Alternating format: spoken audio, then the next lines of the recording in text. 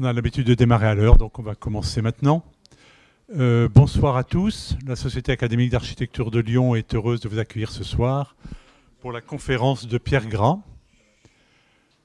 Je vais vous faire une petite présentation de notre conférencier de ce soir. Alors Pierre Gras, docteur en histoire de la ville et des formes urbaines, écrivain et consultant, Pierre Gras a publié de nombreux livres consacrés à l'urbanisme, à l'architecture et au patrimoine, et notamment une biographie de Tony Garnier, parue aux éditions du Patrimoine, collection Carnet d'architectes. Il est actuellement chercheur associé au laboratoire LOR EVS, après avoir été maître de conférences associé à l'École nationale supérieure d'architecture de Lyon entre 2012 et 2019. Défenseur de longue date de l'œuvre de Tony Garnier, il préside depuis 2020 l'association de préfiguration de l'Institut Tony Garnier, qu'il a cofondé avec Anne-Sophie Clémençon et dont le siège social est à Lyon. Je vous laisse la parole. Merci.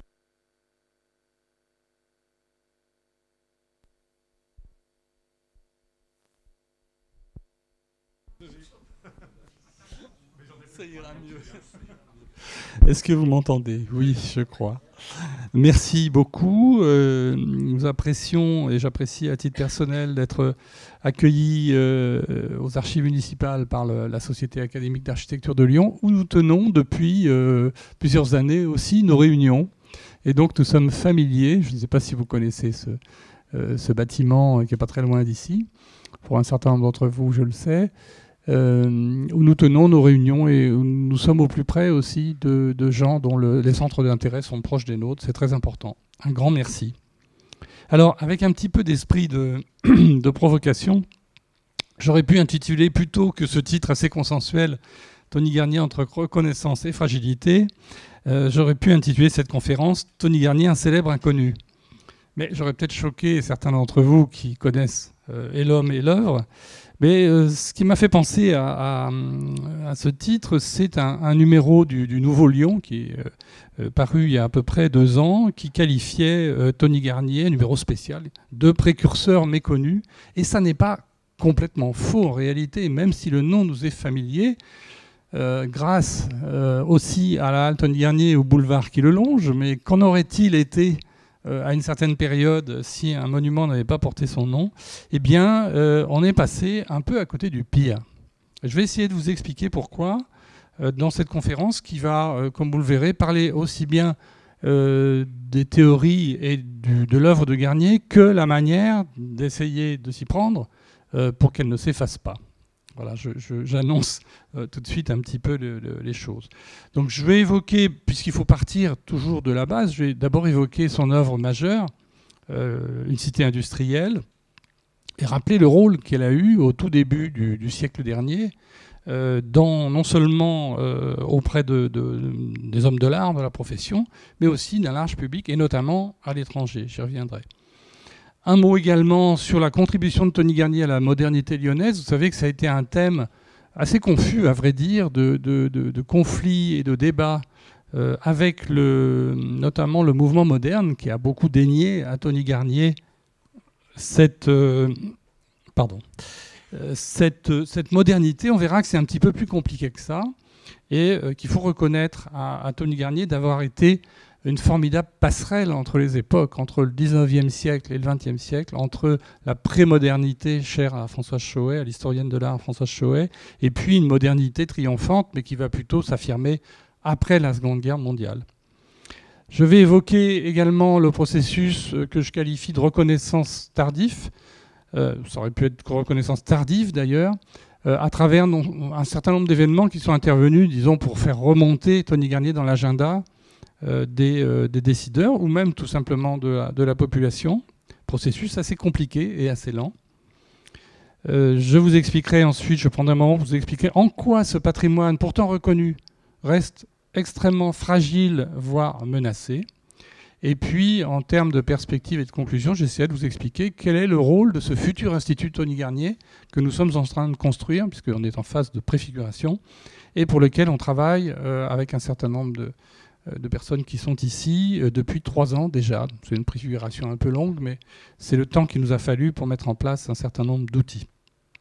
Voilà en termes de présentation générale de quoi je vais vous parler. Puis bien sûr, à l'issue de ça, j'espère qu'il y aura de nombreuses questions qui soit me permettront de préciser tel ou tel point, soit satisferont votre curiosité. Alors, pourquoi partir toujours d'une cité industrielle, l'œuvre majeure de Tony Garnier? Eh bien, il faut se rappeler quand même que dans le contexte académique du 19e siècle, des Beaux-Arts, de l'école des Beaux-Arts, etc., c'était un véritable coup de tonnerre. Ce travail on a là un portrait de Tony Garnier à l'époque de son séjour à la Villa Médicis à Rome, un peu romantique, puis une petite caricature que ses collègues avaient fait de lui. On l'envoie pour redessiner les ruines romaines. Vous savez que c'était, vous savez ou vous ne savez pas, que c'était l'exercice qui était demandé au prix de Rome, au prix parfois de travaux un peu laborieux consistant à revisiter un certain nombre de ruines. Mais ça n'intéresse pas tellement Tony Garnier, qui envoie les fameuses planches qui provoquent la colère de l'Académie à Paris, où il assène un certain nombre de vérités, dont le fait de dire que l'architecture antique était une erreur, que seule la vérité est belle. Vous imaginez que ça a fait extrêmement plaisir à ceux qui l'avaient envoyé là-bas pour 4 ans, qui l'ont menacé immédiatement de le rapatrier, sous réserve qu'il puisse produire lui aussi le travail qui était demandé à tous les pensionnaires. Et donc il fait un travail, je n'aurais pas réintégré ici, mais bien connu, sur la ville de Tusculum. Mais il le fait avec un talent et une modernité absolument incroyable, qui fait que même lorsqu'il dessine ou redessine des ruines romaines, avec un plan, une vue cavalière d'un plan, il le fait avec une telle rupture par rapport à ce qu'avait été l'académisme, etc., que même là, il ne triche pas. Alors en fait, les fameuses planches en question, évidemment, interpellent très fortement l'Académie. On y voit à grands effets et à une échelle inattendue. Vous savez que dans la tradition de l'Académie des Beaux-Arts, on dessinait essentiellement le bâtiment, un petit peu ses abords, les embellissements autour. On ne dessinait jamais ce qu'on appellerait aujourd'hui un plan d'urbanisme ou un plan d'ensemble. Et Tony Garnier en voit notamment, il y a eu différentes versions, mais ce plan qui est un plan d'une ville utopique, à grande échelle, sur un plateau pouvant se situer, alors on a dit dans la vallée du Gier, pour les familiers de la région de Saint-Étienne ou autour de Givors. On en voit une expression plus colorée ici. Une véritable ville, ce qui encore une fois pour un architecte, Grand Prix de Rome, etc., est vraiment avant même que l'idée d'urbanisme, vous savez qu'elle a été formalisée qu'aux alentours de 1909-1911, le terme d'urbanisme n'existait pas, mais Tony Garnier fait finalement œuvre d'urbanisme. Il planifie une ville de 30 000 habitants environ, dit-il, pourvue de tous les moyens d'une ville, logement, industrie. Il est assez fasciné à l'époque, mais comme le sont beaucoup les architectes de cette époque, par industrie lourde. On est encore dans une période où l'industrie est en plein développement. Et évidemment, il prévoit tout ce dont les équipements, les écoles, les hôpitaux, etc.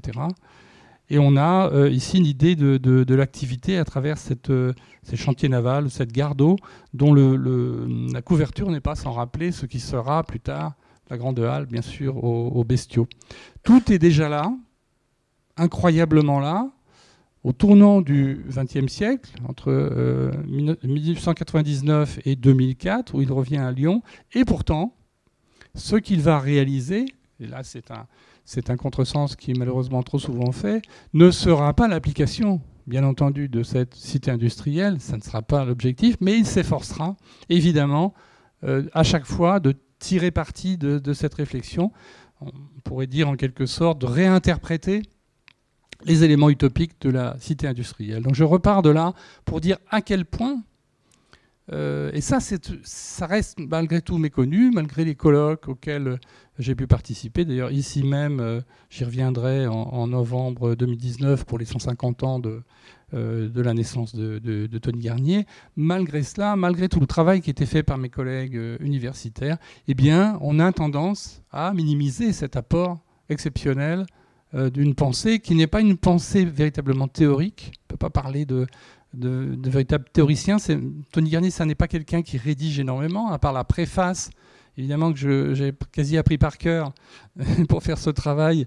À part la préface d'une cité industrielle, vous avez peu d'éléments écrits de sa part qui permettraient de construire une véritable théorie. En revanche, tout ce qu'il propose, qu'il met en situation, ce qu'il scénographie, est pour le coup une théorie de la ville extrêmement nouvelle. Je ne veux pas être plus long là-dessus, j'aime bien revenir sur cette question parce que ensuite, parfois, on passe à des explications bâtiment par bâtiment avec lesquelles, parfois, on a du mal à faire le lien avec ce qui a été précédemment réalisé. Mais je crois que pour Tony Garnier, en revanche, c'était relativement clair. Alors, je ne vous cache pas qu'il y a un peu un mystère sur cette invention de la cité industrielle qui n'est pas encore claire. Mes collègues chercheurs se sont penchés là-dessus depuis de nombreuses années. Tony Garnier part comme un bon élève des Beaux-Arts, un Grand Prix de Rome à Rome, et il revient avec une théorie d'avant-garde, etc. Alors, quelle est l'alchimie? Qu'est-ce qui s'est passé? Est-ce que ce sont des rencontres? Est-ce que ce sont des évolutions naturelles? Il revient, ça n'est quand même pas un jeune étudiant, il revient à Lyon auréolé de ce travail, il a déjà 31 ans. Donc, vous voyez qu'entre le moment où il commence ses études... Donc, ceci peut s'expliquer aussi à travers la maturation, finalement, d'un grand architecte. Alors je voudrais faire également un peu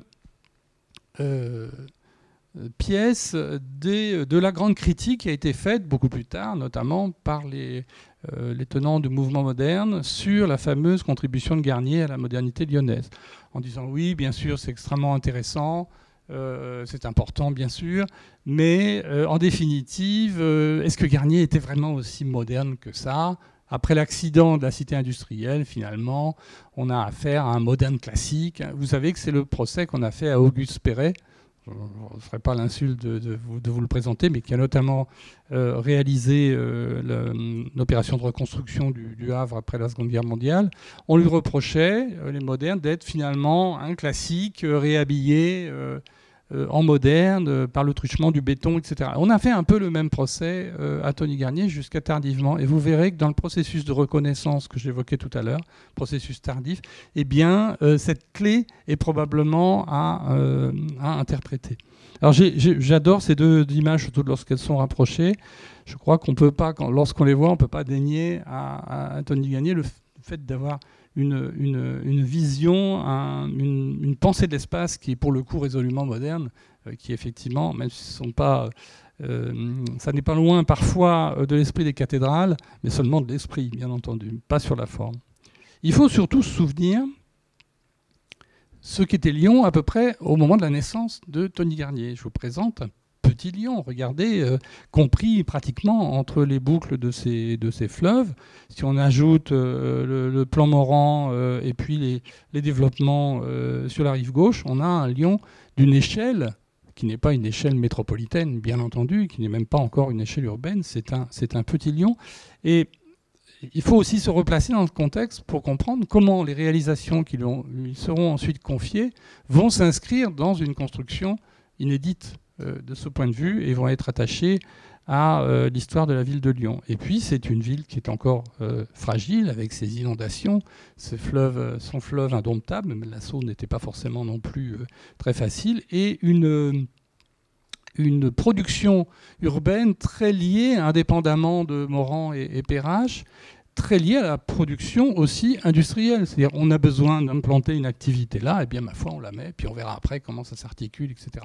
Et donc la ville commence, évidemment, on a connu ça dans d'autres pays, notamment effectivement en Angleterre ou en Allemagne, à être déstructurée en quelque sorte. Le tissu urbain commence, qui était encore passablement agricole en fait dans les périphéries, commence à être fortement déstructuré par les implantations industrielles. Et donc Tony Garnier va être confronté très clairement à cette réalité. Alors l'homme qui fait dans cette affaire cette passerelle, bien sûr, c'est Édouard Herriot. J'aime bien cette image dans son bureau. Évidemment, il a régné, j'allais dire 50 ans sur Lyon, c'est gigantesque, mais ce sont surtout peut-être les 15 ou 20 premières années de son mandat qui sont absolument décisives, et la rencontre avec Tony Garnier. Rencontre, il faut rappeler, un tout petit peu fortuite. Alors moi, je m'inscris toujours, je sais que je ne veux pas faire de peine aux gens des archives qui ont beaucoup de documents attestant de la complicité entre Édouard Herriot et Tony Garnier, mais c'est en fait le prédécesseur d'Édouard Herriot, Victor Augagneur, qu'il a ancré en quelque sorte à Lyon, hein, le précédent maire, en lui confiant un tout petit chantier qui était, j'y reviendrai, la vacherie, la commande d'une vacherie pour le parc de la Tête d'Or. Un petit chantier. Je fais une parenthèse puisqu'on me dit que j'en ai le temps. Tony Garnier, en fait, avait un certain nombre de propositions, semble-t-il, pour enseigner à Édimbourg, voire aux États-Unis, en tout cas, s'installer définitivement à Paris. Il a une hésitation. Finalement, il écrit à Augagneur que, bon, si on ne lui propose pas des choses significatives, il se propose de ne pas se réinstaller à Lyon au retour donc de la Villa Médicis. Et effectivement, ce choix de la vacherie était peut-être une simple opportunité de la part du maire. Et c'est une façon aussi pour lui de le conserver, j'allais dire, de le mettre aux choses. Ce que n'avait pas prévu Augagneur ni Garnier, c'est qu'effectivement, lui-même, Augagneur n'allait pas rester, puisqu'il est nommé gouverneur à Madagascar, allez savoir pourquoi, et que l'un de ses adjoints, qui n'était pas très connu, Édouard Herriot, lui succède assez rapidement. Et notre ami Garnier est bien embêté, puisqu'il a cette commande de la vacherie, vous allez voir qu'il va s'y employer. Mais tout ce qu'il avait imaginé autour du développement, justement, de son idée de cité industrielle, eh bien, se trouve un petit peu remis en cause. Alors il y a une lettre qui est ici, qui est déposée ici aux archives municipales, qui est bien célèbre, où finalement Tony Garnier, en bon élève, rédige une offre. En fait, il dit voilà, je suis Tony Garnier, je suis Grand Prix de Rome, j'ai séjourné à la Villa, comme on enverrait un curriculum vitae. C'est d'une modestie absolument incroyable, mais c'est aussi quelqu'un qui a besoin de travailler, tout simplement. Et donc Herriot dit bon, il se méfie un tout petit peu, hein, quand même des grands projets. C'est lui qui a inventé l'expression, paraît-il, pour qualifier l'urbanisme en disant c'est le nom savant qu'on donne aux problèmes de voirie. Donc, si vous voulez, ça recale quand même un tout petit peu. Il a évolué ensuite, mais ça recale un tout petit peu cette idée d'une utopie partagée. Donc, il n'est pas trop emballé, mais il dit quand même Garnier, oui, bah, si mon ami Augagneur vous avez proposé un certain nombre de choses, on va regarder ce qu'on peut faire avec vous. Et ça ne vous étonnera pas que Tony Garnier lui ait parlé de l'hôpital, le fameux hôpital Grange Blanche dont on reparlera tout à l'heure. Herriot se fait tirer l'oreille, mais très vite, effectivement, il naît quand même une espèce de complicité. Dans ces commandes très importantes que va lui confier pendant une vingtaine d'années la ville de Lyon, Tony Garnier va trouver la pleine expression, effectivement, de son talent. Alors, la contribution, pour revenir à la contribution de Garnier à la modernité lyonnaise, elle couvre plusieurs formes. C'est d'abord l'expérimentation à grande échelle du béton. Aujourd'hui, ça paraît tout à fait banal, etc. Mais quand vous voyez en haut ce travail de banchage, etc., effectué par un certain nombre d'ouvriers avec leurs brouettes, etc., bon, on est certes dans la tradition, dans une poursuite de la tradition que mon ami Christian Marco connaît bien, du pisé, etc. Enfin, on expérimente encore. Et puis, vous avez en dessous un détail de l'école de tissage qui se trouve sur les pentes de la Croix-Rousse à Lyon, qui montre qu'au contraire, on va sortir au bout d'un moment d'une phase expérimentale pour arriver à une maîtrise absolument magnifique de l'expression, le béton devenant effectivement, comme ça sera le cas pour les modernes, un élément fort de l'expression esthétique et architecturale de Tony Garnier, comme ça a été le cas, j'en ai parlé tout à l'heure, pour Auguste Perret. Et en cumulant en quelque sorte son désir d'innover en quelque sorte dans les formes et le matériau qui va permettre, parce que c'est une chute aussi des prix qui s'organise, si on raisonne en économie de la construction, le béton va permettre des économies d'échelle absolument fabuleuses, on le verra tout à l'heure pour les différents grands projets. Donc Garnier se positionne d'une certaine façon, et c'est assez habile, en fournissant les moyens de l'ambition. C'est-à-dire, si on arrive, bien que Herriot lui reprochera régulièrement, parce qu'il est un petit peu près de ses sous, que ces grands projets coûtent beaucoup trop cher, c'est jamais que l'expression de ce qu'il lui demande. Et il lui fournit en même temps l'explication à travers la généralisation de ce matériau qui va permettre d'écrouler les coûts de construction d'une manière significative. Alors, concrètement, vous le savez bien, je le sais, mais je les passe quand même en revue, même si ce n'est pas le centre de mon exposé. 4 grands projets structurants pour la ville de Lyon sont confiés successivement à Tony Garnier par Herriot. Les abattoirs de la Mouche, dont on voit une expression, une carte postale donc, qui correspond à l'exposition La Cité moderne donc en 1914. Bon, Garnier n'en était pas ravi. Je mets cette image parce qu'elle me fait toujours rire. Lui, il avait en tête ce que vous voyez en bas. Mais on lui a demandé, dans le cadre de l'exposition de La Cité moderne, puis on lui a demandé de manière très claire en disant il faut que ça soit quand même... On est dans une tradition d'exposition universelle. Hein. Vous savez qu'on n'hésitait pas à verser un peu dans le kitsch, etc. Et donc, on ajoute toute une série d'éléments. Ça ressemble effectivement à des éléments qu'on a pu voir à Paris ou à Londres à la fin du 19e. Donc, il le fait et il s'en plaint amèrement. Là également, on en a des traces intéressantes aux archives en disant mais on est en train de tuer mon bâtiment, etc. Parce que bon, on perce... notablement un certain nombre de trous.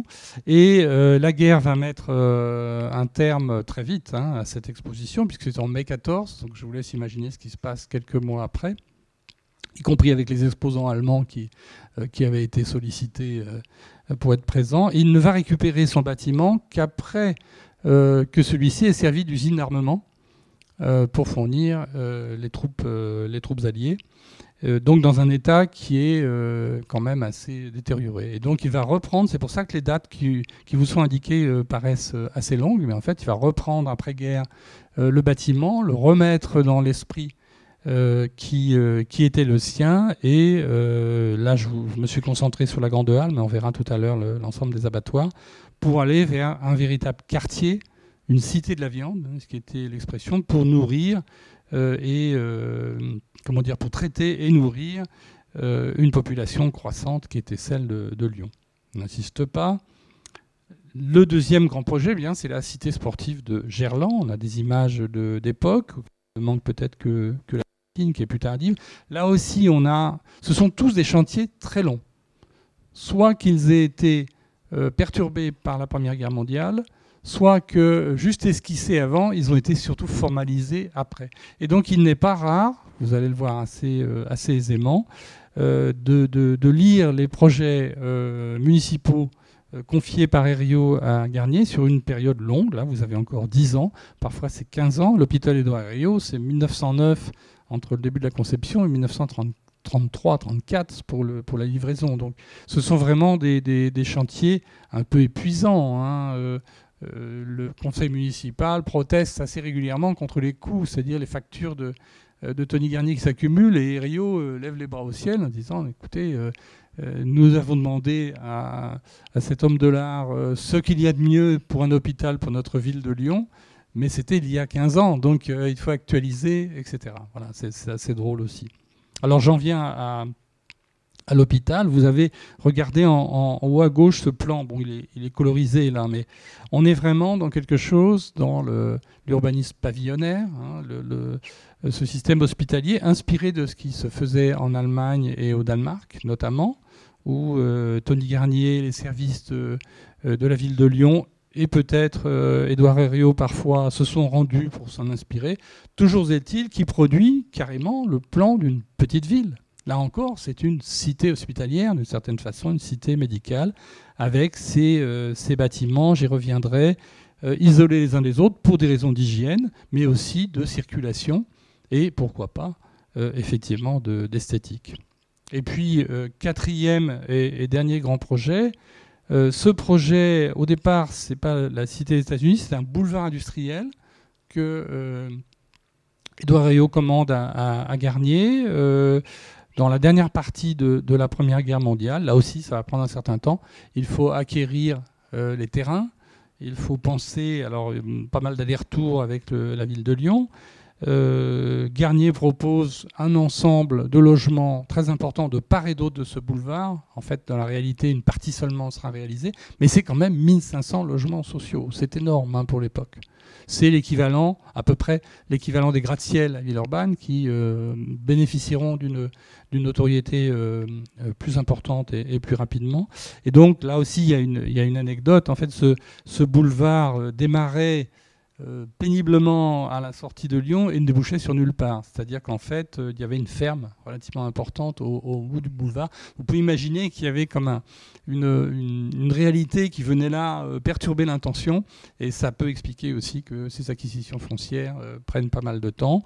Une autre anecdote aussi assez connue, on voulait bénéficier de cette opération pour faire circuler des marchandises sur une voie de chemin de fer. Alors c'est assez amusant, ça s'est jamais fait, c'est assez amusant de penser que le tramway actuel circule quelque part sur l'emprise qui avait été imaginée. Il faut beaucoup de talent ou d'insolence pour imposer une telle largeur entre les immeubles, et le fait que Garnier et la ville de Lyon l'aient fait ont permis, sans trop de dégâts, d'y insérer deux voies de tramway en plus de la circulation. C'était quand même assez génial. Alors, ces 4 grands travaux, je ne vais pas insister, mais c'est quand même important de dire qu'ils ont absolument pesé sur la carrière de Garnier. C'est à la fois tout son mérite, mais c'est aussi son fardeau. C'est long, c'est coûteux et on le lui reproche. Il y a différentes époques. Heureusement, c'est le même maire. Et en gros, le même directeur des services techniques, hélas, parfois. Et donc, il compose avec ces situations, mais pour quelqu'un qui, comme lui, a fait une carrière assez courte, si on considère la commande de la vacherie, 1904, et l'hôtel de ville de Boulogne-Billancourt, qui est pratiquement sa dernière œuvre, 1934, c'est une carrière très courte, 30 ans, ce qui pour un architecte, on serait d'accord, chers collègues, n'est pas beaucoup. Et donc, il est à la fois prisonnier, en quelque sorte, de ses grands travaux, et c'est là aussi où il exprime sa capacité à produire de la ville, des morceaux de ville. Tous ces projets que je viens de faire défiler sont de véritables quartiers, ce sont des morceaux de ville. Certains ne sont pas connectés de manière claire entre eux, mais même les abattoirs sur certaines images, les abattoirs et la cité sportive de Gerland, à vol d'oiseau, sont intimement proches. Mais alors il y a des œuvres plus méconnu, je parlais tout à l'heure du Tony Garnier méconnu. Cette usine, par exemple, usine de meubles Mercier-Chalet 5, qui a subi différentes époques, c'était aussi une usine de pâtes, etc., 1913-1914. C'est un petit concentré aussi du talent de Garnier. Certes, c'est une usine, elle est dans le 6e arrondissement, pas très loin du parc de la Tête d'Or. C'est pas tellement l'endroit où on met des usines, en général. Eh bien, vous vous retrouvez avec un immeuble. On pourrait qualifier ça, et d'ailleurs il va être reconverti en immeuble tertiaire, si ce n'est pas déjà commencé. Je ne vais pas rentrer dans le détail, mais là, le talent de Garnier, c'est de s'installer à l'angle d'un carrefour où il y a le musée Guimet sur sa gauche et le parc de la Tête d'Or en face. Pas facile d'intégrer un bâtiment fonctionnel, et pourtant il le fait avec beaucoup de talent. C'est aussi un bâtiment que j'aime bien, qui est pas loin de chez moi, qui est l'ancienne école municipale de tissage, aujourd'hui lycée La Martinière d'Hydro. Je ne vous ai mis que les images de la façade, mais j'avais fait tout un travail là-dessus. Les intérieurs aussi sont extrêmement sensibles. La villa du directeur, qui est pas forcément de Garnier, mais de son chef d'agence, est absolument remarquable également. Et c'est un bâtiment, c'est le seul, qui est inclus dans le j'y reviendrai, dans le périmètre du site historique UNESCO, inscrit donc sur la liste du patrimoine de l'UNESCO en 1998. C'est le seul bâtiment de Garnier. Malheureusement, cette opportunité n'a pas tellement été saisie. Il est extrêmement méconnu. Il est géré par la région, puisque c'est un lycée, mais il est resté par certains aspects vraiment dans son jus. C'est un endroit très intéressant. Et puis, œuvre majeure peut-être, mais en tout cas la dernière, l'hôtel de ville de Boulogne-Billancourt. Ça, c'est une commande un peu plus tardive. André Morizet, le maire socialiste de Boulogne, connaissait bien Édouard Herriot, qui avait été président du conseil, etc. Et puis, il lui parle des projets, des grands projets lyonnais. Herriot lui dit « j'ai confié tout ça à l'époque à un jeune architecte, Tony Garnier, je ne m'en porte pas plus mal, vous pourriez le rencontrer ». Et donc, Morizet fait le déplacement. Tony Garnier avait quand même ses habitudes. C'est Morizet qui fait le déplacement. Il vient le rencontrer. Il dit « Je voudrais bien vous confier mon hôtel de ville. » Alors bon, Garnier lui dit « J'avais dans mes cartons un projet, mais Lyon a un tellement bel hôtel de ville, vous le savez bien, historique, etc. Je ne pouvais pas le faire. Celui de Villeurbanne, il était membre du jury, donc confié à Robert Giroux. Donc là, il n'a pas pu le réaliser. Il lui écrit, finalement, en réponse, il dit « Eh bien, puisque je ne peux pas faire cet hôtel de ville dans ma bonne ville de Lyon, eh bien, je le ferai volontiers chez vous. » Aussi simplement que ça. Bon, Morizet ne s'en formalise pas. Garnier fera quand même 11 projets différents pour cet hôtel de ville, avec ou sans beffroi. Là, finalement, il n'y aura pas de beffroi, avec un bâtiment dédoublé avec la partie réception, salle des mariages, etc. Puis une partie plus directement consacrée au public, que l'on voit ici, avec un immense atrium qui est vraiment de toute beauté. Et c'est vraiment chef-d'œuvre de fin de carrière, inspiré un petit peu aussi par l'art déco de fin de carrière de Garnier. J'insiste un peu sur ces bâtiments parce qu'ils sont quand même, en général, un peu connus des spécialistes, mais beaucoup moins connus que les fameux grands travaux qui avaient été mis en avant. Et puis, je passe sur d'autres, le central téléphonique Vaudrey, dont j'aurais pu parler, les villas, j'y reviendrai. Et puis, j'ai gardé la vacherie pour la bonne bouche, puisqu'on travaille un petit peu dessus. J'espère que c'est clair, je ne vais pas trop vite. Alors, qu'est-ce qui se passe, finalement, lorsque Tony Garnier arrête sa carrière assez vite, à partir de 1936, Édouard Herriot le débarque un peu, il faut dire ce qui est, de l'école régionale d'architecture, des Beaux-Arts. Tony Garnier aurait bien, je pense, poursuivi. Finalement, il se retire dans le Midi, à Roquefort-la-Bédoule, non loin de Cassis, et il ne cesse pas de dessiner, de penser, de peindre. Il est encore, je pense, sur des projets utopiques, mais finalement, il ne va plus réaliser. Et il décède en 1948, donc juste après-guerre. Herriot, décède seulement en 1957, il continue une dizaine d'années. C'est plus vraiment la période où il est extrêmement créatif, et c'est la période finalement, je vais vite, mais l'œuvre de Garnier tombe, sinon dans un certain oubli, du moins dans un certain intérêt. C'est-à-dire ce que je vous ai expliqué tout à l'heure, la montée en charge de la modernité, les besoins énormes de logement, d'équipements, etc., vont faire que certes, le béton va rester le matériau majeur, certes, on va confier d'énormes projets, comme pour Garnier finalement, à un nombre restreint d'architectes qui ont réalisé plusieurs milliers de logements à la fois ou des grands équipements, mais Garnier en subit un petit peu les frais. Et il va falloir attendre pratiquement une, voire 2 générations pour voir réémerger un intérêt, on peut dire un intérêt pour le travail de Garnier, mais en le considérant non pas sous l'angle d'un passé un peu désuet qu'on aime bien parce que quand même c'est Lyon, etc., mais un véritable travail créatif moderne. Et ce processus, je vous ai donné quelques dates, je vous rassure, je ne veux pas vous agonir de dates, il se déroule un petit peu. Vous voyez, c'est tard, en 1988, c'est la première grande rétrospective sur l'œuvre de Tony Garnier au Centre Pompidou à Paris. Il est mort depuis 40 ans, enfin 40 ans auparavant. Une publication est faite à cette occasion, elle est fort connue, elle est restée la seule, ou l'une des seules, jusqu'à ce qu'on soit un certain nombre à publier à partir des années 2010-2013, à publier un certain nombre d'éléments biographiques. Il y a un élément intéressant qui intervient à la fin des années 80, c'est la création du musée urbain Tony Garnier dans le 8e arrondissement, à l'occasion des interrogations, il faut bien dire ce qui pèsent sur le devenir de la Cité des États-Unis.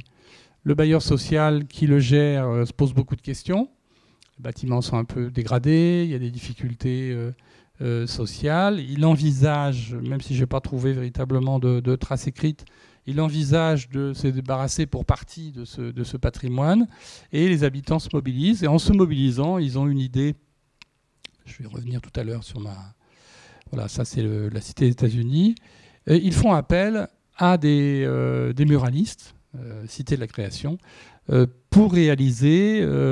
Au départ, ce n'était pas forcément très clair de savoir si c'est des œuvres de Garnier, mais pour réaliser des œuvres picturales, pour redonner aux pignons aveugles de ces immeubles une certaine qualité. Et la Cité de la Création réfléchit, dit non, on ne peut quand même pas peindre sur du Tony Garnier, sauf si c'est du Tony Garnier. Et donc ils vont se servir de ces pignons, 24 murs aveugles, pour soit décliner certaines des planches d'une cité industrielle, soit travailler à partir d'un imaginaire autour de la question et notamment de l'univers du logement de l'entre-deux-guerres. Et ça va donner une opération, je reviens à mon petit, qui va avoir un tel impact que l'UNESCO déjà décerne à ce projet le prix de la décennie du développement culturel concernant ce projet de renouvellement par l'art. C'est une date vraiment importante parce que, même si ce n'est pas que Tony Garnier qu'on célèbre, c'est une manière de commencer à inverser le processus, de dire mais attendez, il nous a peut-être laissé un héritage bien plus intéressant, bien plus dynamique et probablement bien plus utile à la ville future qu'on ne pouvait le penser. En 1998, j'y faisais allusion tout à l'heure, l'inscription du site historique de Lyon sur la liste du patrimoine de l'humanité, évidemment un acte majeur pour Lyon. On n'en a pas forcément immensément conscience sur le moment, mais c'est un geste vraiment intéressant. Ça a donné une dimension aussi internationale très forte à cette ville, mais un seul bâtiment, presque par hasard, de Garnier se trouve inclus dans le périmètre, c'est précisément l'ancienne école de tissage.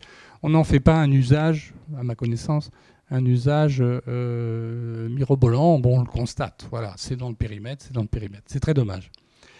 En 2008, sous l'égide de mes collègues du CAE du Rhône, un colloque international, alors vraiment, j'allais dire, de taille internationale, réunit plusieurs dizaines, voire centaines de participants autour du thème Tony Garnier, la cité industrielle et l'Europe. Vous voyez, on commence à remonter un peu dans les préoccupations. Et là, on voit arriver, je me souviens très bien, des Américains, des Tchèques, des Italiens, des Argentins, etc., qui viennent dire à quel point Tony Garnier a marqué leur parcours, les a inspirés, etc. Et là, on en était un peu comme de ronde-flanc, parce que cette influence-là était imaginée et même explorée par certains, mais elle n'avait pas atteint véritablement cette prise de conscience. Donc il y a une publication qui est faite à ce moment-là, qui met les choses à jour. Et puis, je reviendrai après sur les menaces et les interventions sur le bâti. Il faut attendre 2019, je veux être méchant avec personne, mais pour avoir une série d'événements autour du 150e anniversaire de la naissance de Tony Garnier à Lyon. Ça fait long, hein. Ça fait encore plus de 10 ans. Événements qui sont plus parrainés par la ville de Lyon et encouragés par elle que véritablement organisés, mais où toute une série de partenaires, je me souviens ici, le colloque que Laurent Baridon et ses collègues avaient piloté, où on avait eu l'occasion d'intervenir avec Anne-Sophie Clémençon. Évidemment, une mise à jour extrêmement importante aussi sur ce qu'a été, encore une fois, le rôle de Tony Garnier dans la première partie du XXe siècle comme contributeur à l'émergence d'une société moderne. Et puis, j'en ajoute une autre, un peu avec un petit esprit de provocation, puisque ça, c'est nous qui sommes à l'origine, avec mon association. C'est 2022-2023, et bien l'engagement que nous avons pris de constituer un pré-dossier de candidature UNESCO, non pas pour un périmètre, mais pour l'œuvre tout entière de Tony Garnier, que nous allons déposer dès qu'on pourra, mais en tout cas, le dossier est en cours, pour lequel nous bénéficions d'ores et déjà de l'appui du maire de Boulogne-Billancourt, qui co-préside notre comité de parrainage. Et il y a une chaise, comme il y a ici, une chaise vide pour le moment, destinée au maire de Lyon lorsqu'il voudra bien nous répondre.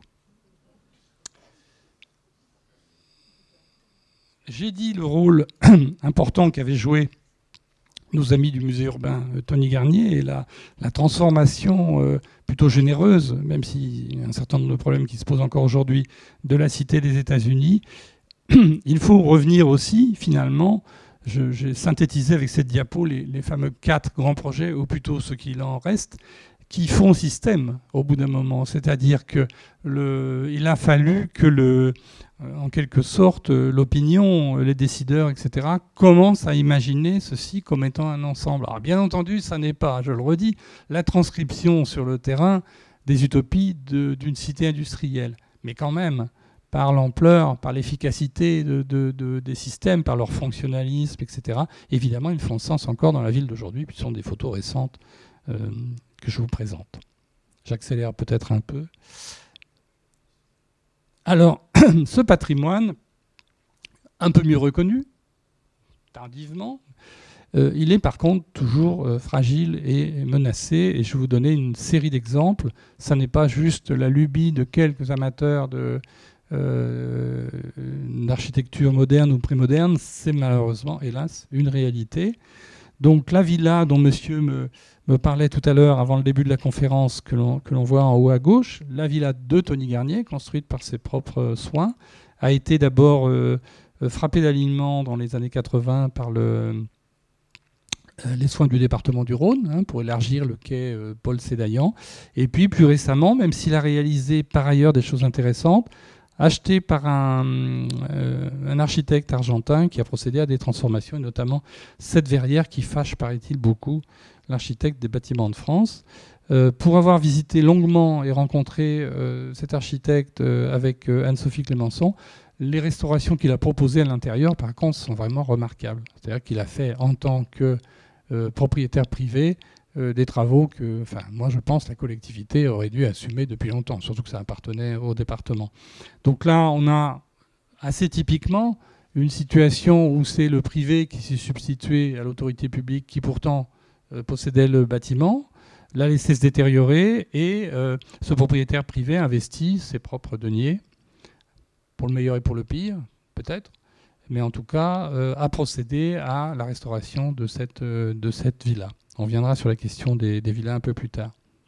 Alors le sort des abattoirs, évidemment, on a une vue en haut à gauche, une vue cavalière assez importante. C'était vraiment là un quartier industriel. Eh bien, il ne reste, en dehors de la halle, bien sûr, que cette arche que je me suis amusé à refotographier dans le contexte, devant le NS Sciences, bien sûr, qu'on voit au milieu dans la partie basse du milieu de la photo, cette arche qui ouvrait donc sur une série de bâtiments fonctionnels. Il faut imaginer qu'on a un rapport de 5 à 6% entre le 7%, je crois, entre la partie conservée et la partie initiale.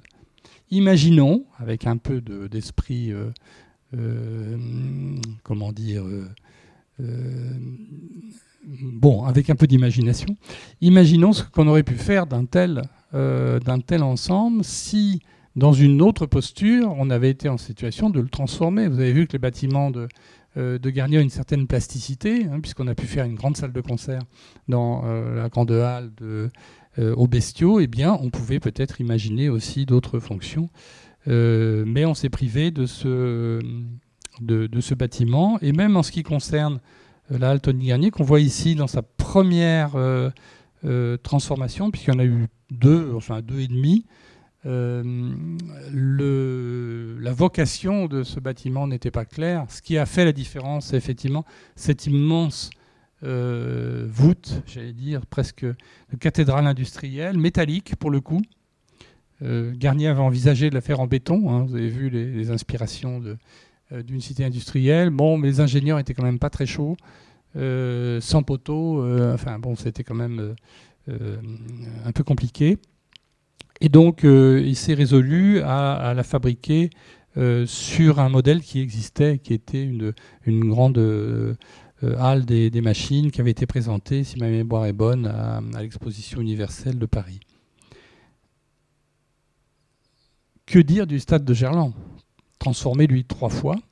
On a une image en haut du premier bâtiment, donc ça doit dater des années 20, juste après la Première Guerre mondiale. Et puis là, dans une version Matmut Stadium, le Loup, il faut effectivement, dans cette situation, lorsqu'on se trouve dedans, bien sûr, quand on est dehors, la prise en compte de l'enceinte, on en a quelques éléments là en haut à gauche, permet quand même de voir l'intervention de Garnier. Mais très sincèrement, il faut être très habile pour voir encore l'œuvre de Garnier à travers le stade. Et puis, Évidemment, l'agression la plus massive, ça a été la démolition des pavillons centraux de l'hôpital Édouard Herriot. J'ai mis simplement cette photo d'Anne-Sophie qui a suivi, qui a documenté ce travail pendant des mois, avec beaucoup de tristesse, parce qu'effectivement, les choses étaient complètement décidées. J'y reviendrai tout à l'heure, parce que le projet de modernisation des hospices civils de Lyon pour l'hôpital Édouard Herriot ne fait que démarrer. Il y a de nouveau un certain nombre de questions, même s'il a évolué de manière intéressante sur la prise en compte du patrimoine et de l'espace public. Il y a encore beaucoup de soucis à se faire. Et puis, plus près de nous, là, on commence à avoir un peu une existence associative. Eh bien, la piscine municipale de Gerland, qu'on voit encore aussi dans son jus dans les années 30, dont il ne restera, in fine, si j'ai bien compris, que le plongeoir et certains éléments de gradin. Pour le reste, elle a été totalement, et sera totalement transformée. Elle est en travaux. Si vous êtes passé devant, elle est en travaux actuellement. Donc, quand on évoque la question des menaces qui pèsent sur ce patrimoine, on n'est pas juste à spéculer sur le fait de savoir si on est bien dans un niveau de reconnaissance suffisant, etc. Ce que j'essaye de vous expliquer depuis tout à l'heure, c'est que connaissance ne veut pas dire reconnaissance. Ça a pris beaucoup de temps alors qu'on connaissait. Et reconnaissance ne veut pas dire valorisation et protection, ce qui va prendre probablement autant de temps. Sauf que les choses s'accélèrent. Quand vous voyez les phénomènes, effectivement, d'investisseurs, comme sur le cas de la piscine et du stade de Gerland, où le poids du Ségur de la santé dans les décisions qui peuvent être prises par les hospices civils de Lyon pour la transformation de l'hôpital, eh bien, ça va beaucoup plus vite qu'avant. On n'est plus à l'époque d'Herriot. Si on est capable de mobiliser un certain nombre de millions, eh bien, on va produire effectivement les efforts qui sont attendus. Et là, la course du patrimoine en face de ce type d'investissement, c'est la course du lièvre et de la tortue. Alors quand même, il y a un peu d'espoir dans tout ça, parce que sinon je ne serais pas là pour vous en parler. On a imaginé quelque chose qui pourrait s'appeler, ou qui va s'appeler, l'Institut Tony Garnier, un peu secoué, il faut bien le dire, par la démolition des pavillons centraux de l'hôpital Édouard Herriot. Anne-Sophie Clémenceau avait cette idée, elle lui en parlait, ça a pris du temps. Et puis, on s'est décidé à partir de 2018-2019 d'essayer de mobiliser nos amis, nos contacts, nos collègues, et puis aussi les élus. Et donc, il se trouve qu'il y avait une campagne électorale municipale, et on s'est dit, pourquoi pas écrire à tous les candidats, et même mieux, aller les voir. Toutes les listes, hein, bien sûr, pas tous les candidats. Aller les voir en disant, mais et alors, Tony Garnier, qu'est-ce que vous en pensez? Et puis, on a posé un certain nombre de choses. Améliorer la connaissance, valoriser, faciliter la prise en compte des bâtiments, mais aussi chercher à mieux les protéger. Et pourquoi pas, est-ce que vous seriez intéressé par une candidature de l'œuvre de Tony Garnier à l'UNESCO, comme ça a pu se faire pour d'autres grands architectes. Et figurez-vous que pratiquement tout le monde nous a répondu oui. Naïfs que nous étions.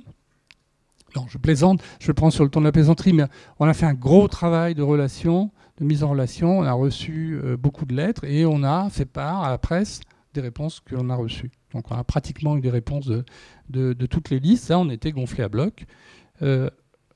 À l'époque, juste avant ou au moment de la mise en place des 150 ans de la naissance de Tony Garnier, des événements, Anne-Sophie, qu'on voit ici, est masquée et Émilie à micro, présente à la bibliothèque municipale de Lapardieu une exposition tout à fait intéressante où elle évoque à la fois le destin tragique de l'hôpital Édouard Herriot, mais aussi, notamment, les villas. Elle révèle beaucoup d'éléments. On lance à côté de ça une pétition sur Internet qui a un certain succès, commence à un petit peu exister.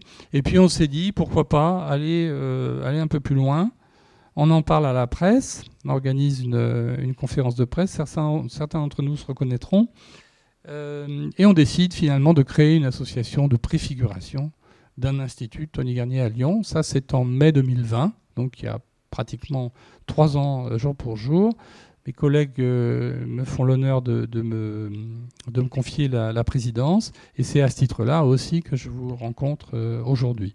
Alors, qu'est-ce que fait cette association de préfiguration? Pourquoi d'abord une préfiguration? Il nous semblait pas très raisonnable, après tout ce temps passé, toute cette énergie passée aussi par un certain nombre de collègues, de s'auto-instituer du jour au lendemain, Institut Tony Garnier, voilà, c'est nous. Bon. Donc on a décidé de monter un processus permettant de vérifier si ça avait du sens, si on était légitime pour le faire et avec qui on était susceptible de le faire.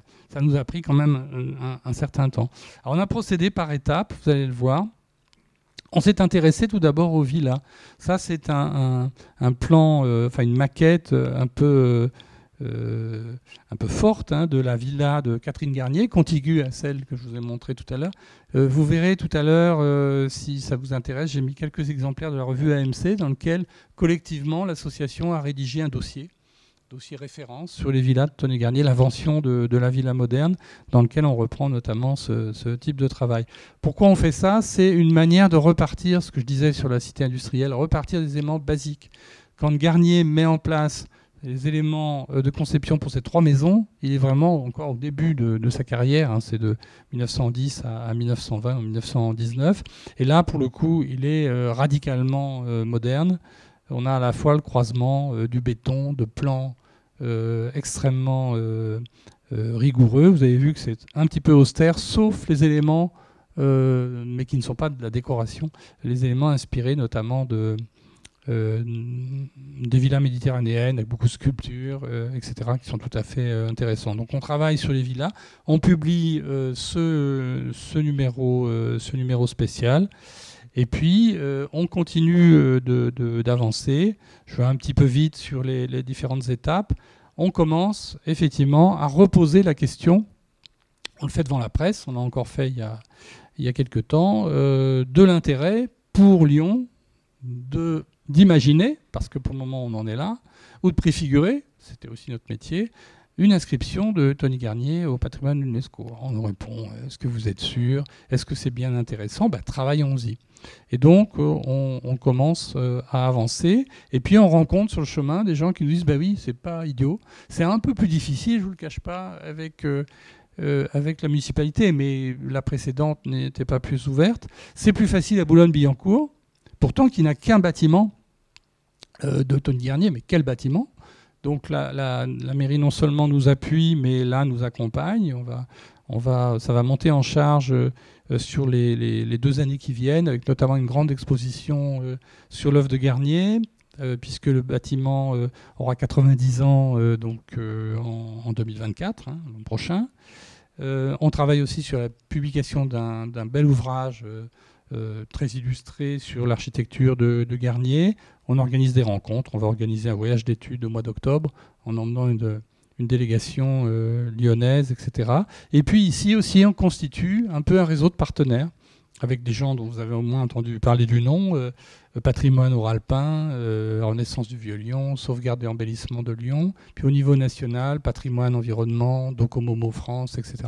Donc on s'entoure à la fois d'un tissu associatif qui est absolument indispensable pour porter ce genre de candidature, mais aussi de gens qui constituent en quelque sorte des références. Et puis on a constitué, sous l'égide de Laurent Baridon, un conseil scientifique qui comporte une quinzaine de membres qui valide un petit peu nos démarches, qui dit oui, ça c'est intéressant, vous devriez faire attention à ça, ou bien aller dans cette direction, etc. Et qu'on essaie de réunir 1 ou 2 fois par an. Voilà pour l'UNESCO, on avance, on a refait donc une conférence de presse pour dire un petit peu où on en était, on a annoncé notre comité de parrainage. Je ne reviens pas sur ce que j'ai dit tout à l'heure. Mais est-ce qu'on peut vraiment se contenter, ça paraît bizarre de dire ça, mais de l'UNESCO? Parce que l'UNESCO reconnaît, c'est un label fabuleux, c'est un levier intéressant pour le développement touristique aussi, bien sûr, et le développement économique d'ailleurs. Mais l'UNESCO ne protège pas. Le label n'a pas vocation de protéger véritablement les œuvres. Ça, c'est le travail des monuments historiques et de l'État. Et alors, on avait un problème sur la vacherie du parc, première œuvre donc de Tony Garnier. Vous la voyez là aussi dans son jus, probablement, c'est pas très clair pour moi, peut-être avant-guerre, avant la Première Guerre mondiale ou juste après. Et puis l'état aujourd'hui, photographié par Anne-Sophie, avec effectivement des usages qui sont des usages résiduels, de lieux de réunion et de dépôt. Et nous, donc, le 12 janvier de l'année dernière, nous avons demandé au ministère de la Culture, via la DRAC Auvergne-Rhône-Alpes, nous avons demandé la protection au monument historique par le biais d'une inscription ou d'un classement. Alors le dossier est en instruction, donc ça fait 1 an de ça. La ville de Lyon devait faire une étude patrimoniale. J'ai appris il y a quelques jours qu'elle avait été lancée là, avant Noël, mais qu'on n'avait toujours pas de résultat. Je suis un petit peu inquiet parce que comme les deux démarches se recoupent, il faudrait bien que ça bouge un peu. Alors pourquoi on s'intéresse particulièrement à ce bâtiment ? D'abord, c'est la première œuvre d'un architecte qui commence à exprimer un certain nombre d'idées fortes. Il est simple, ce bâtiment. Encore une fois, c'est un bâtiment destiné à produire du lait pour les enfants des écoles qui en ont bien besoin et qui présentent des formes de rachitisme ou de déficience, etc. C'est un bâtiment assez modeste, mais d'une grande et d'une rare finesse. Les matériaux utilisés sont vraiment tout à fait adaptés. Et il est situé dans un écrin de verdure qui est le parc de la Tête d'Or. Alors il est certes à proximité du zoo, hein, il est exactement en face du bâtiment des crocodiles, pour ceux qui ne manquent pas de le connaître. Et c'est une manière pour nous de rentrer dans le dur de la question de la protection. Je vous ai dit tout à l'heure, connaître c'est bien, reconnaître c'est mieux, protéger c'est encore mieux. Et donc on a gagné, je pense, quelques points, notamment en direction du ministère de la Culture, qui a assez bien retenu nos arguments. On essaie de voir maintenant comment l'étude patrimoniale va permettre à la ville de Lyon de prendre conscience que c'est un bâtiment intéressant. Il y en a beaucoup d'autres au parc de la Tête d'Or, on n'a pas prétendu que c'était le seul. Mais pour nous, il s'inscrit dans une démarche tout à fait complémentaire de ce qu'on imaginait pour l'UNESCO. On a beaucoup de préoccupations pour les villas. Anne-Sophie Clémençon m'a rappelé récemment, donc ça c'est la villa Le Mérusin à Saint-Didier-au-Mont-d'Or qui appartenait au docteur Gros. C'est une extension absolument superbe d'un bâtiment existant. Le problème c'est que les bétons se dégradent. Et j'ai eu la même information de la part de la personne qui habite la villa qui était la villa de Tony Garnier. Effectivement, il faudrait des interventions cohérentes sous l'égide d'hommes de l'art, etc. Or, ces bâtiments, celui-ci n'est pas du tout ni inscrit ni protégé. La villa de Catherine Garnier ne l'est que très partiellement. Et puis, ce sont aussi des enjeux, comme vous pouvez le voir, d'environnement boisé. C'est absolument remarquable. La situation de ces villas, il y a vraiment un véritable talent. Et avec le temps, en fait, ce que Garnier avait imaginé avec ses portiques, etc., ça a pris une ampleur et une poésie, je trouve, intéressante. Donc on est un peu soucieux de cela. Toutes ces villas appartiennent à des propriétaires privés, en général assez motivés, mais qui n'ont pas forcément énormément les moyens. Que se passera-t-il en cas de cession ou si les héritiers, à un moment donné, décident de s'en débarrasser? Quelle serait la position de la collectivité publique ? Espérons que ce ne soit pas la même que celle du département dans les années 80. Que ferait l'État, etc. Alors, on nous a dit qu'on réfléchissait à l'inscription globale de tout le lotissement. Mais ça va prendre encore 40 ans. Donc, on est un tout petit peu inquiet là-dessus. On n'incite pas forcément les gens à s'y précipiter parce qu'encore une fois, on est dans le domaine privé. Mais c'est vrai que si vous avez l'occasion, par exemple, au moment des Journées du patrimoine ou autre, de visiter une de ces villas, c'est vraiment un travail extrêmement attachant et précoce de Tony Garnier. Et puis, je vois qu'on approche de 7 heures, donc ça sera mon dernier sujet.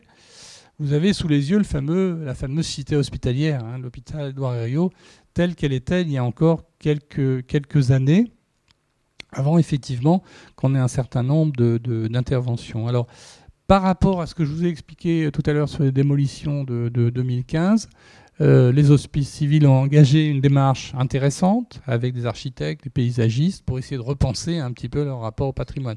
Aussi parce que la DRAC a beaucoup insisté, y compris avec l'appui du préfet, en disant on ne dégagera pas de l'argent pour de nouveaux projets si vous n'apportez pas des réponses en termes de patrimoine. Alors, pour être tout à fait honnête, il y a des choses très intéressantes qui sont en cours. sur tout le travail sur la trame. Alors je reviens sur la trame des rues, la trame végétale, etc. Sera davantage pris en compte. On va essayer de sortir un peu des voitures, autant que faire se peut. Un certain nombre de bâtiments sont ramenés au moins au niveau des façades à ce que Garnier avait imaginé. Gros travail de réhabilitation, mais qui est fait avec pas mal de soin.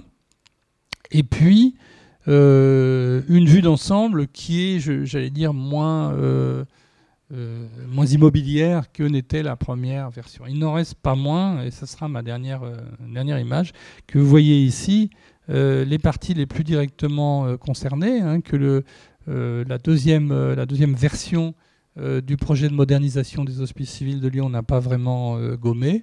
Vous avez au milieu en violet le pavillon qui a été, on voit bien, les deux pavillons qui ont été démolis et sur lesquels il y a une reconstruction. Le pavillon N dont le sort n'est pas complètement scellé. Et les pavillons E et F en bleu ciel, qui sont ceux sur lesquels on va présenter des choses assez ébouriffantes, qui sont présentés comme une extension. En réalité, c'est une démolition-reconstruction avec une hauteur jusqu'à 23 mètres qui effectivement achèverait de défigurer. Vous voyez qu'on est à peu près dans la même zone. C'est-à-dire toute la partie centrale de l'hôpital. Alors la partie avant, j'allais dire, de l'hôpital est à peu près bien imaginée et restructurée. Là, on a beaucoup d'inquiétudes. On est à une échéance qui est plutôt à 2026-2027, mais en fait, c'est demain. Et là aussi, on essaye de concilier les différents éléments qu'on a évoqués. C'est-à-dire que ce n'est pas la peine de mobiliser l'UNESCO si on doit de nouveau amputer cet hôpital. Là, ça ne passera jamais. En commission, le dossier va être toqué aisément. Ça nous permet aussi d'être en phase avec les autres dossiers qui sont beaucoup moins lourds financièrement. Il ne faut pas 115 millions pour restructurer la vacherie du parc de la Tête d'Or, mais c'est ce qui est nécessaire pour restructurer par contre l'hôpital. Il y a donc à la fin une manière de penser, et c'est bien là-dessus qu'on travaille dans le cadre des activités de l'association de préfiguration et qu'on va travailler de plus en plus avec nos partenaires. Il y a une façon de regarder le patrimoine Tony Garnier dans son ensemble, comme il y a d'ailleurs une façon de regarder le développement métropolitain, je ne le conteste pas du tout, dans une perspective de transition énergétique, sociale, urbaine, mais sans penser d'ensemble, on ne peut faire que de grosses erreurs. On en a déjà fait beaucoup, et donc notre grand espoir, c'est qu'il faut d'arrêter complètement, on ralentisse très largement la production de ce type de choses. J'ai résumé beaucoup des aspects, bien sûr, quitte à être peut-être un peu caricatural, mais je pense que le temps de questions-réponses va nous permettre peut-être d'approfondir. J'ai aussi des collègues de l'association dans la salle qui n'hésitent pas à intervenir. Et merci infiniment de votre attention.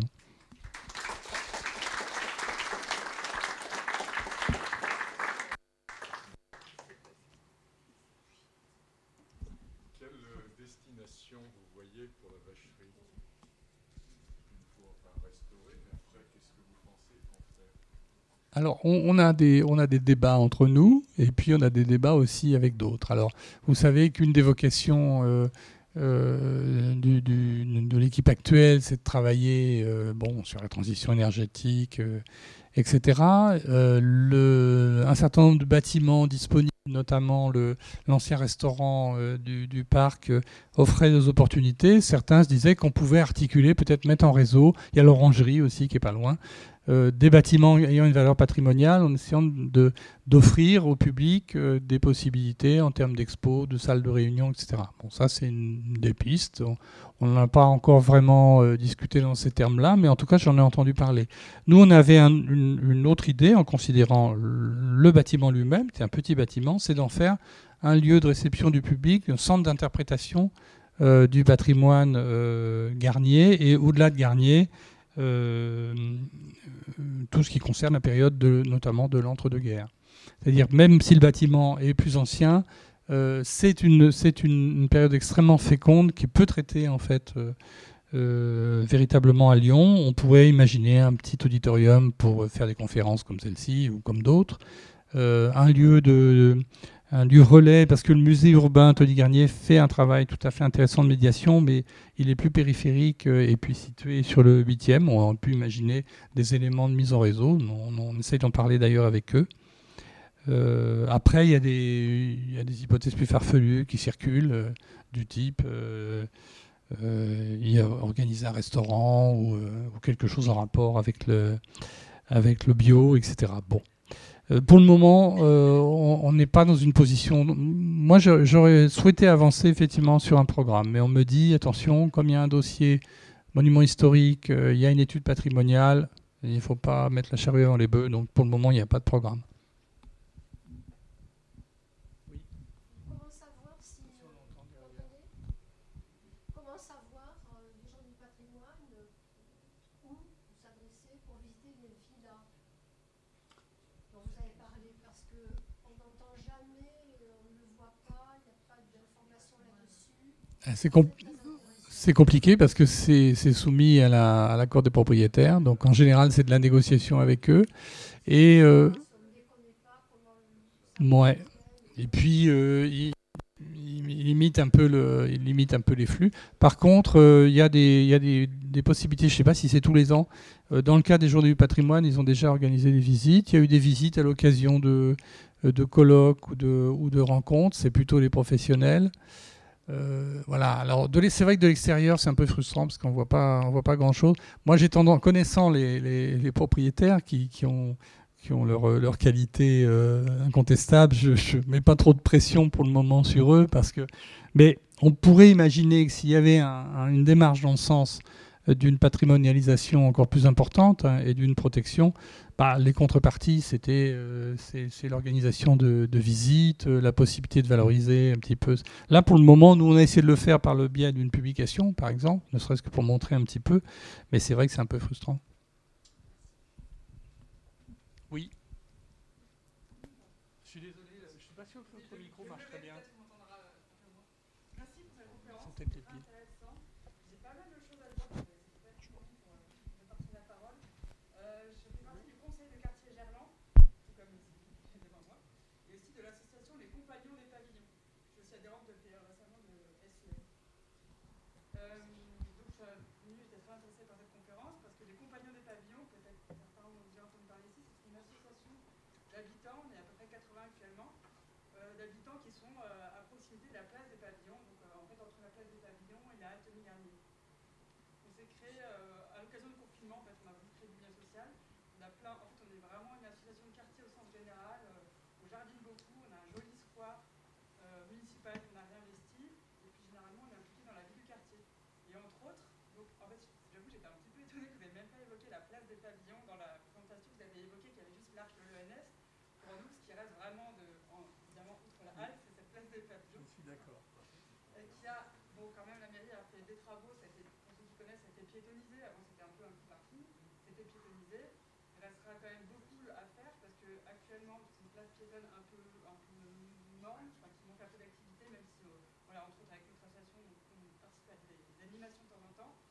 Et actuellement, donc, ces trois petits pavillons qui étaient des anciens pavillons d'entrée, il y en a un qui est un local associatif, mais généralement fermé et inscrit juste pour les personnes à sous activité. Celui du milieu, c'est un kebab. Et celui au sud, il est fermé depuis des années depuis le départ de la bibliothèque, qui s'est installé dans un nouveau locaux rue Jacques Monod. Ça a juste été rouvert pendant quelques mois cette année pendant la biennale, et puis à nouveau refermé. Notre association a déposé une demande dans le cadre du budget participatif, c'était en fin d'année 2022, pour faire rénover ce pavillon, puisqu'on nous dit, de toute façon, c'est plus aux normes. Alors pour la biennale, c'était possible, mais plus maintenant. Bon. Donc on a beaucoup milité pour que ça soit rénové. Ça a été voté, on a beaucoup fait de publicité. Donc un vote pour la rénovation de ce pavillon a été obtenu. Donc on est assez content. Depuis, on n'a pas trop de nouvelles de la mairie qui nous dit que les architectes peuvent passer, regarder, etc. L'idée, c'est qu'évidemment, il y a quand même beaucoup de mise aux normes, apparemment qui était suffisante pour la finale, mais voilà, pour une vraie activité qui est quand même mise aux normes.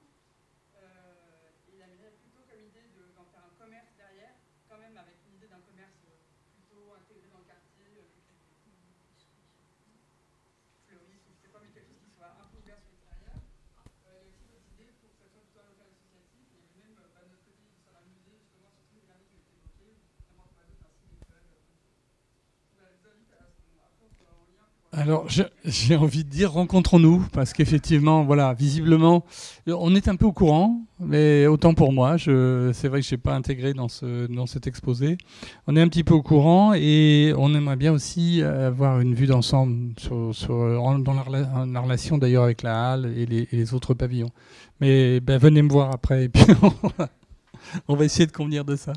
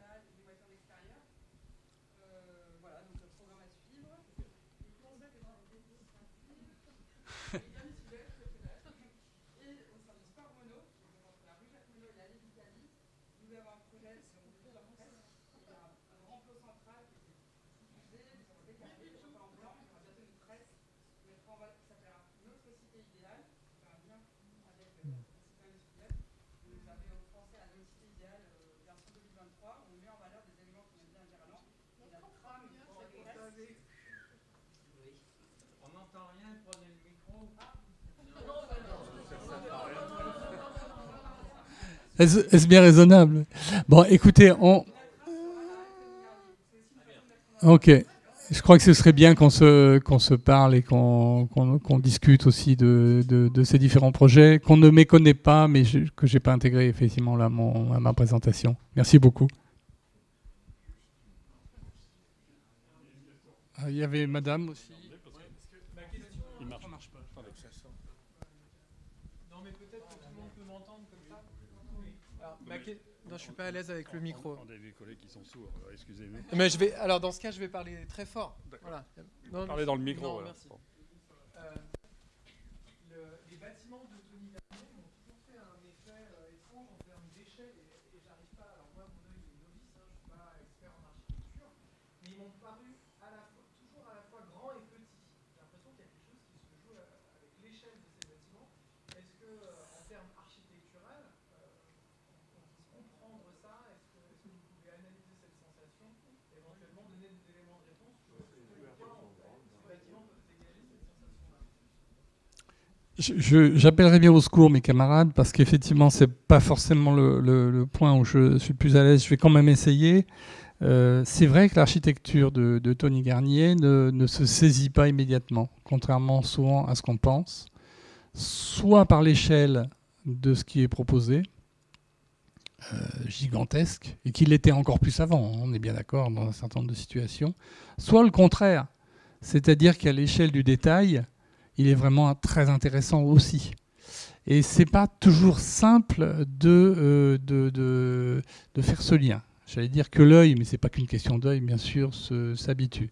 Je pense que c'est une immense qualité de Garnier.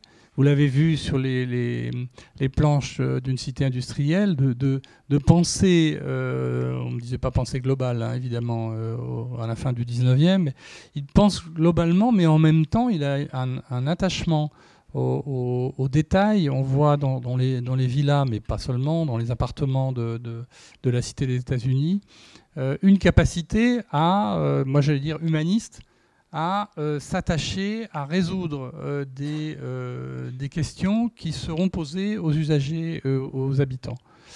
Alors j'entends bien votre question, c'est à la fois parfois trop grand ou peut-être trop petit. Je ne sais pas si Laurent ou... Voilà, il y a une proposition de réponse, ou Christian. Voilà un peu moi comment je perçois les choses. C'est vrai que ce n'est pas toujours simple de saisir l'architecture de Garnier. Monsieur. Par rapport à ce ressenti, je pense qu'il faut insister sur des points singuliers. Dans le cas du boulevard des États-Unis, et notamment pour les étudiants, il est important qu'ils voient ou qu'ils imaginent la maquette du projet initial qui avait un étage de moins. Enfin, et 2 étages sur une bonne partie. Et donc, l'échelle, et c'est le conflit entre le détail et la volumétrie générale, et notamment l'échelle du vide, a été complètement bouleversé dans la rue parallèle au boulevard des États-Unis par la surélévation, pour des raisons économiques, au dernier moment, de dire soit on met des étages en plus, soit on ne fait pas l'opération. Et donc la perception, là, accentue cette opposition entre la volumétrie et le soin du détail. Sur le soin du détail, je trouve que l'hôpital Édouard Herriot est un des meilleurs exemples où on retrouve ce souci anti-brutaliste, c'est-à-dire il y avait un souci d'aménité aussi bien pour le malade qui se promène autour du pavillon, qui a l'impression d'être dans une villa particulière, c'est-à-dire le raccord entre le pavillon, les roseraies et tout qui est autour, est à l'échelle d'un traitement d'un jardin particulier. Et notamment, on le trouve, toutes les arêtes d'angles de bâtiments qui sont biaisées, ça donne une fluidité dans la circulation, et on retrouve le même souci pour des raisons hygiénistes à l'intérieur du bâtiment, où il y avait une volonté de la santé publique à l'époque à veiller à l'entretien de l'hôpital. Et donc, vous n'avez aucun angle droit. Tous les problèmes d'angle, d'écarlage sont traités comme dans la piscine. Donc, on a ce souci du détail qui est pour le ressenti, pour l'entretien, pour la construction, ainsi de suite. Et pour l'hôpital Édouard Herriot, le drame du projet de reconstruction de certains pavillons est que le plan de masse n'a absolument pas tenu compte de la topographie du terrain, qui était extrêmement difficile. Et là, le tour de force de Tony Garnier dans son projet d'origine, c'est d'avoir su s'adapter à un relief très fort, pour ne pas mettre dans l'ombre les pavillons qui sont tout à fait au nord du terrain. Et la principale catastrophe du projet, c'est par la surélévation des deux bâtiments bleu ciel du plan de masse, c'est qu'on bousille complètement l'ensoleillement sur tous les bâtiments qui sont derrière. Et donc après, on pourrait justifier de surélever aussi les bâtiments de derrière en disant, vu ce qu'on a fait, autant continuer.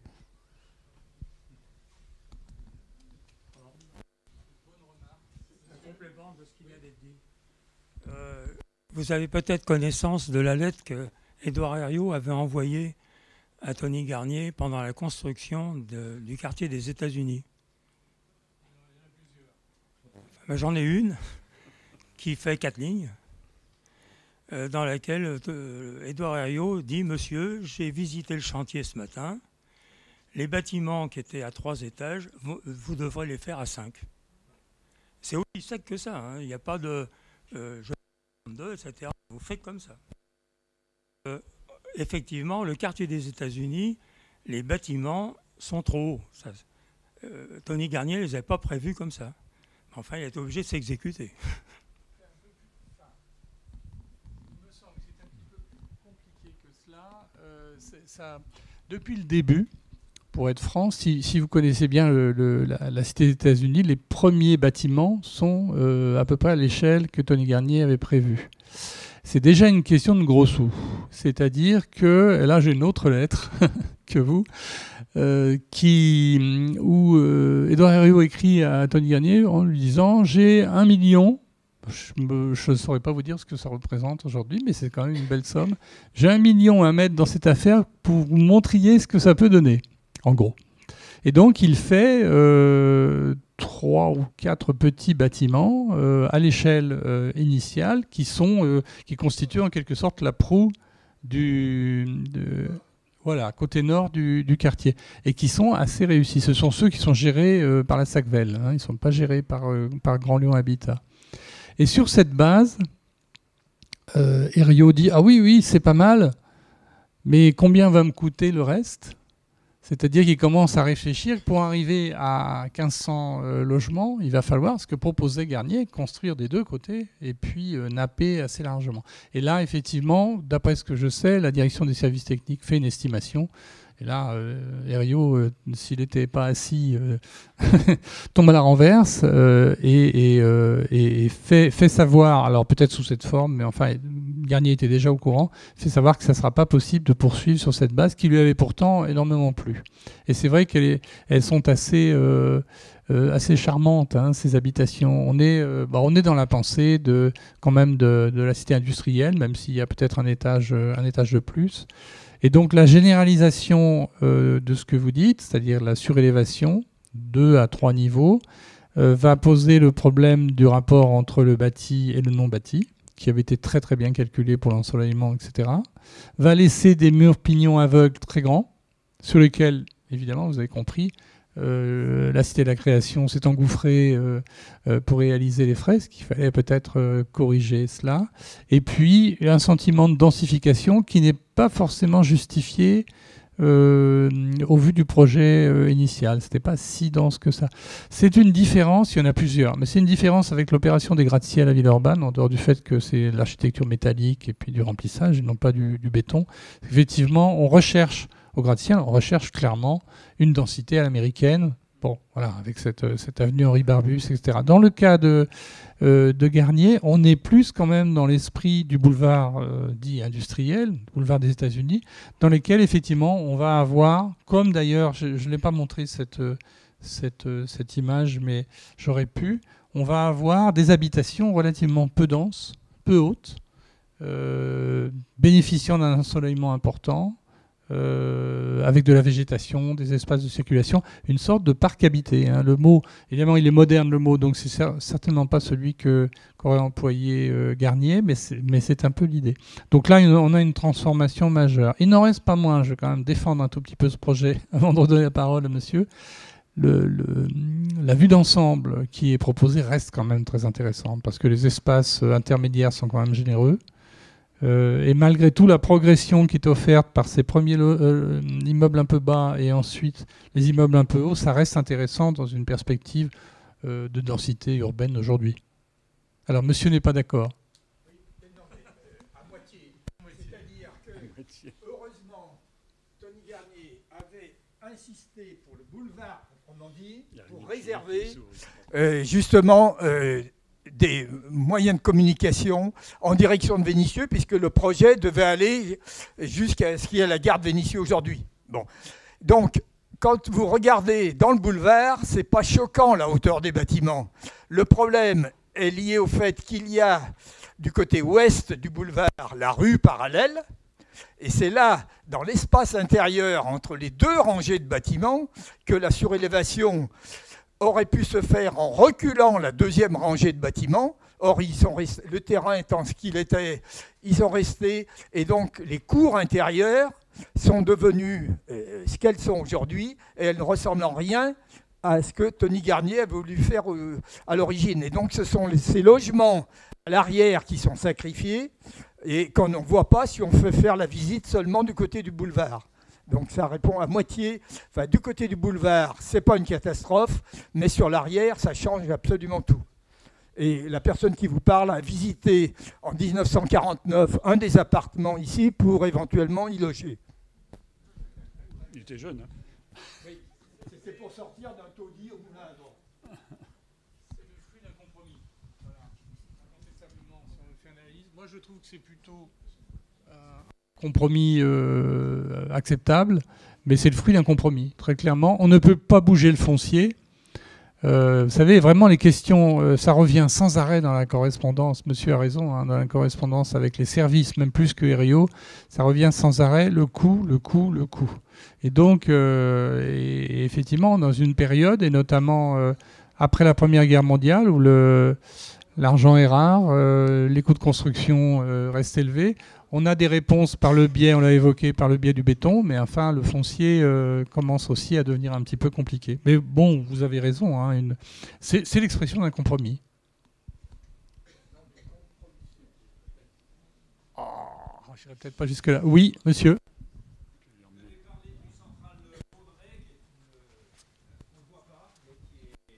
Aujourd'hui, à peu près dans son jus, c'est qu'aujourd'hui, les technologies sont telles que les installations qui sont à l'intérieur vont nécessairement diminuer. On est dans un secteur où la pression foncière est importante. Je pense que si on ne veut pas se retrouver avec le même problème que partout ailleurs, il va falloir s'intéresser de près à ce bâtiment qui a vraiment, pour moi, il n'a pas bougé depuis le départ. Deuxième point, je pense qu'il serait bien, quand on parle de Boulogne, de citer Debat-Ponsant, parce que Garnier ne l'a pas fait tout seul, donc même par juste déontologie, voilà. Garnier a certainement beaucoup travaillé là-dessus. Je pense que Debat a apporté des choses. Garnier et ses élèves, Bourdex notamment, qui a dessiné le grand escalier. Je pense que ça mérite de le citer. Voilà, et puis plein d'autres choses. Je pense aussi que il y a des étudiants en école d'archi qui savent très très bien manipuler des maquettes 3D. Il y a aujourd'hui, quand vous voulez acheter un appartement, on vous fait la visite virtuelle. Je pense que, comme vous l'avez dit, que ce soit la maison de Garnier, la maison de Tony Garnier, que ce soit la Villa Gros, ces maisons sont des maisons privées. Une visite virtuelle dans un endroit pourrait, à mon avis, alléger le poids des visites chez ces gens-là. On y réfléchit. Il faut aussi obtenir le rapport. Je voulais juste répondre peut-être sur Boulogne. En fait, la meilleure réponse qu'on ait eue là-dessus, vous avez absolument raison. Hein, c'est un peu rapide. Je n'ai pas fait un exposé sur chaque bâtiment. Ça aurait pris à chaque fois à peu près le temps que j'avais. La position de la mairie de Boulogne-Billancourt est très très claire. Hein. Pourquoi ils s'inscrivent dans cette démarche d'inscription UNESCO? C'est bien l'ensemble. Alors eux, pour le coup, ils l'ont, la pensée d'ensemble. Parce qu'ils ont aussi Mallet Stevens, Le Corbusier, etc. Donc il n'est pas du tout question de nier les collaborations avec les architectes ou les décorateurs. Il y a vraiment cet hôtel de ville, c'est une pure merveille. Donc c'est plutôt une rapidité d'expression de ma part, mais c'était pas du tout le but, et on est très au clair avec la ville là-dessus. Alors chose centrale Vaudrey, mais là je peux moins bien répondre que les collègues qui ont travaillé là-dessus. Il y a eu un travail d'étudiants de l'école d'architecture, je ne sais plus si c'est l'année dernière ou il y a 2 ans,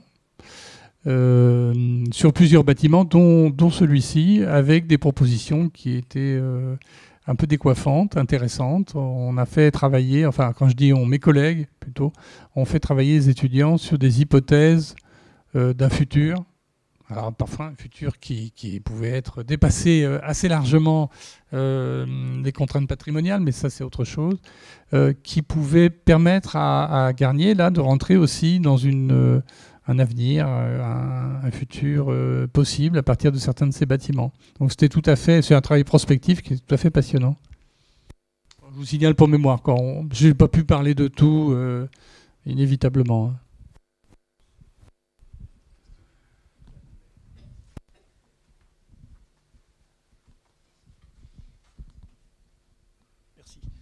Jean-Yves Quay, architecte. J'avais un commentaire à apporter à la présentation. Je pense que vous avez dû l'aborder au sein de l'association. En fait, j'ai été amené en 2005 à faire une expertise d'Édouard Herriot. C'était une demande du cabinet du maire, M. Collomb à l'époque, qui était sous la pression, je dirais, des hospices civils, avec un programme qui était gigantesque à mettre sur ce site. Et bien entendu, le ministère de la Culture, qui était là pour défendre le projet. Et en fait, pourquoi je parle de ça? C'est pas pour parler de cette expérience que j'ai vécue, qui s'est très mal finie, et j'ose même pas en parler pour expliquer comment ça s'est passé. C'est absolument incroyable, c'est digne d'un film, un thriller, quoi. Mais pour revenir sur le travail de Tony Garnier, tu en as parlé un tout petit peu, et je trouve que c'est quelque chose à défendre. On connaît Barcelone et on connaît Cerda. Et on sait ce que Barcelone doit à Cerda, et ce que l'histoire de l'urbanisme doit à Cerda. Et je pense qu'on a affaire avec Tony Garnier à quelqu'un qui est aussi brillant, si ce n'est pas plus, que le travail de Cerda en termes de trame. Si je ne me trompe pas, je crois que Tony Garnier était le fils d'un dessinateur en soie. Et ça, cette culture du dessin qui a servi à fabriquer effectivement des modèles de tissus extraordinaires, aussi bien d'ailleurs dans des principes de fleurs, mais aussi des principes géométriques. Je pense qu'il y a une culture qui a traversé toute cette histoire de la soie et du dessin, et que Tony Garnier, la question que vous avez posée est fondamentale, c'est-à-dire comment un architecte arrive à faire percevoir à la fois la grandeur d'un bâtiment, mais aussi son caractère domestique. Et ça, Tony Garnier fait partie de ces architectes qu'on retrouve en Amérique du Nord, qu'on retrouve en Argentine, qu'on retrouve en Allemagne, dont on peut retrouver la trame à partir du choix du carrelage. C'est-à-dire que ce que je dis est très vrai. Il y a des salles dans l'hôpital où la pièce, on pourrait imaginer qu'elle était dimensionnée à partir d'un carreau. En fait, il y a un travail de trame qui est sidérant. C'est-à-dire que ce qui m'avait époustouflé en travaillant sur Édouard Herriot, c'est qu'en fait, il y avait une véritable culture de la trame qui, je pense, est à mettre en valeur parce que c'est aussi spectaculaire et performant que ce qu'a fait Cerda à Barcelone. Et je pense même plus fort. Vous en êtes tous rendu compte, le projet, le plan de masse, il est en travers dans la trame de Lyon. En fait, il n'est pas en travers, il a utilisé la plus grande longueur de la forme géométrique du terrain disponible. Et à partir de là, il y a toute une structuration du site en fonction de l'importance des bâtiments que l'on va mettre et le problème du piéton. C'est-à-dire qu'on a beaucoup parlé des souterrains dans cet hôpital, mais ce qui est extraordinaire, c'est qu'il y a toujours 3 portes qui sont en correspondance visuelle. C'est-à-dire qu'il y a une trame qui part du principe qu'il y a des gens qui travaillent toute la journée, qui passent d'un pavillon à un autre, et qui donc, pendant leur carrière, vont faire un certain nombre de fois le même trajet. Et pour le pratiquer, vous le faites ce trajet un certain nombre de fois. Chaque fois, la perception des bâtiments s'introduit dans une perspective très très particulière. Et je pense vraiment que le parti pris urbain, l'utilisation de la trame, est loin d'être systématique, puisqu'il y a plusieurs trames qui se multiplient, qui se superposent. C'est vraiment un vrai travail de trame, qui est un terme bien sûr employé au tissage. Merci.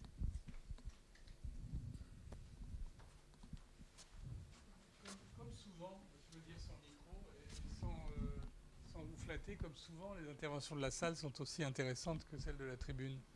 C'en est une preuve. Juste pour répondre sur Cerda, il y a eu quand même une prise de conscience bien plus ancienne de l'immense apport de la trame et de l'extension de la ville historique de Barcelone, mais c'est une autre histoire. En revanche, ça s'inscrit, notre démarche par rapport à l'UNESCO s'inscrit un peu dans cette logique qui consiste à prendre l'œuvre d'un architecte, qu'il ait ou pas construit à l'étranger, parce qu'on nous dit oui, mais Garnier, ça ne marchera pas parce qu'il n'a rien construit à l'étranger. C'est tout à fait faux, c'est tout à fait inexact. Je ne suis pas sûr qu'Auguste Perret ait beaucoup construit à l'étranger. Cerda, j'en suis pas non plus convaincu. Donc c'est vraiment une façon de penser. Et dans la plupart de ces travaux, c'est vrai chez Perret, on va retrouver d'autres éléments chez Cerda, la question de l'urbanisme. Hein, c'est Cerda qui est le premier, même si c'est Tony Garnier qui le théorise avec une cité industrielle, finalement c'est quand même Cerda qui emploie le mot le premier, urbanisation. Il ne dit pas encore urbanisme, il dit urbanisation.